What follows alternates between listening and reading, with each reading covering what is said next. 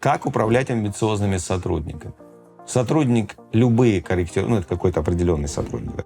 Сотрудник любые корректировки своего решения принимает с достаточно длинными прениями, активно ищет изъяны не своего решения, и работа идет неконструктивно. Я могу предположить, что у человека при этом возникает желание доказать: вот не послушал меня, я был прав.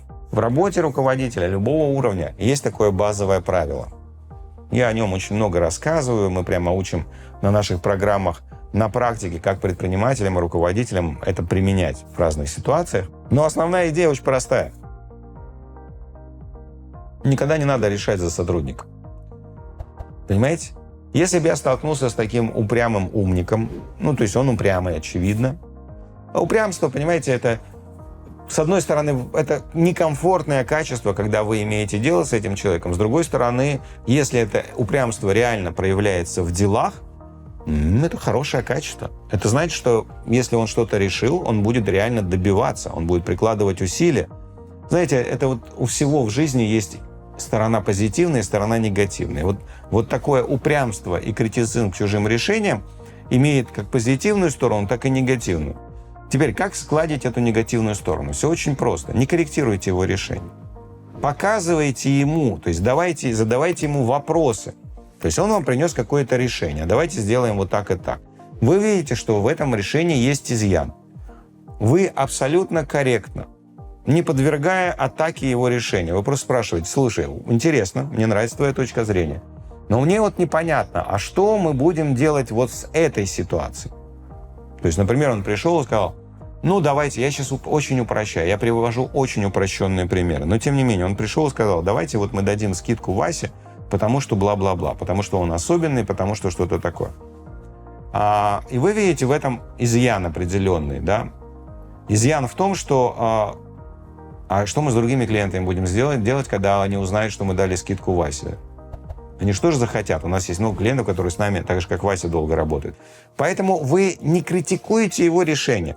Вы у него спрашиваете: слушай, хорошее решение, я уверен, что при этом, конечно, мы получим больше продаж от Васи.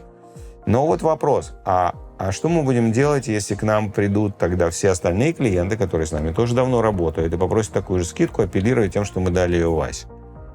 Как вот нам это уладить? И вы просто ждете ответа. И все. И все? Проблема решена. Спасибо, парни. Это не вопросы с целью его подколоть, а действительно вопросы. Может быть, у него есть решение. Может, он знает, как это сделать, и это решение будет просто гениальным. Все просто прекрасно. Попробуйте это сделать. И вы увидите, здесь есть два варианта. Один вариант, он будет корректировать свои решения, и это будет его решение, и он будет упрямо бороться за реализацию этих решений. Это то, что вам, как руководителю, нужно.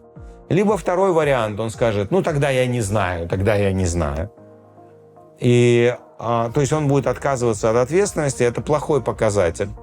А когда вы будете ему предлагать что-то делать, он будет это критиковать. Это очень плохой показатель, это показатель такого, знаете, очень деструктивного человека, деструктивный подход, с которым сложно работать, поэтому я бы от него избавился и работал с кем-то, с кем работать легче. И все. В конце концов, вы же компанию создавали не для того, чтобы нанять туда сотрудников, с которыми будет тяжело работать.